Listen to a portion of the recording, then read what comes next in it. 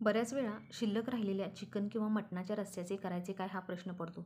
तर बऱ्याच महिला काय करतात, 2 वेळा रस्सा खातात आणि त्यानंतर पण जर तो 3-4 वाटी जर रस्सा शिल्लक राहिला तर तो रस्सा टाकून देतात. त्यामुळे शिल्लक राहिलेला रस्सा वेस्ट जातो.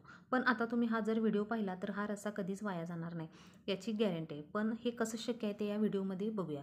चला तर मग पटकन शिल्लक राहिलेला चिकन किंवा मटणाच्या रस्स्याचे करायचे काय ते बघूया. पण त्याआधी चॅनेलवर जर नवीन असाल तर चॅनेलला नक्की सबस्क्राईब करा आणि व्हिडिओ आवडला तर चॅनेलला नक्की लाईक आणि शेअर पण करा. चला तर मग रेसिपीला सुरुवात करूया. माझ्याकडे 3-4 वाटी रस्सा शिल्लक होता. आता याला मी एका कुकरमध्ये ओतून घेणार आहे. आपण इथं फोडणी करणार नाही कारण यामध्ये ऑलरेडी रश्श्यामध्ये तेल असतं, त्यामुळे इथं फोडणी करण्याची काही गरज नाही. आता यामध्ये एक बटाटा चिरून धुवून यामध्ये घालायचा. बटाटा पूर्णपणे ऑप्शनल आहे. त्यानंतर यामध्ये 1 वाटी तांदूळ देखील धुवून घालायचे. 3-4 वाटी रश्श्यासाठी 1 वाटी तांदूळ सफिशियंट आहे. त्यामुळे मी इथं 3-4 वाटी रश्श्यासाठी 1 वाटी तांदूळ इथं मी यामध्ये घातलेले आहे. आता लास्टला शेवटी यामध्ये चवीनुसार मीठ घालून घ्यायचं आणि त्यानंतर चमच्याने याला थोडंसं हलवून घ्यायचं. आता या कुकरला झाकण लावून एक 4 ते 5 शिट्ट्या करून घ्यायच्या. इथं मी मीडियम गॅसवर 4 ते 5 शिट्ट्या करून घेणार आहे.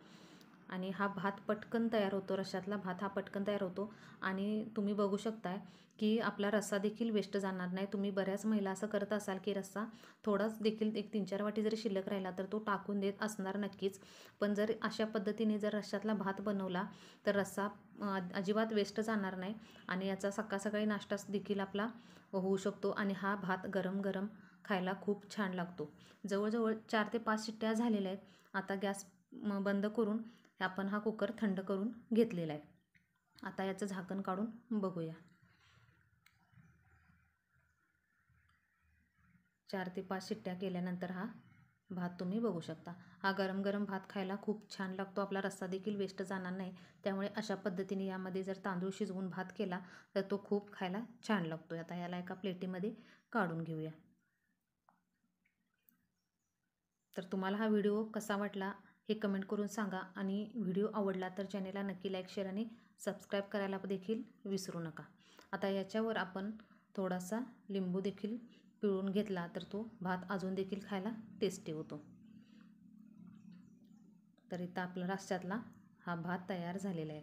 व्हिडिओ कसा वाटला हे कमेंट करून सांगा. चॅनेलला जर नवीन असाल तर चॅनेलला नक्की लाईक, शेअर आणि सबस्क्राईब नक्की करा.